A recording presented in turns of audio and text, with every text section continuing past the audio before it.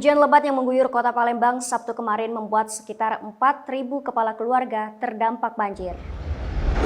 Kepala Basarnas Kota Palembang, Heri Marantika, Senin 27 Desember 2021 mengatakan ketinggian banjir cukup dalam. Ada beberapa titik yang mengalami banjir, cuman yang terparah kedalamannya ada di lokasi Sukawinatan, Kecamatan Sukarami.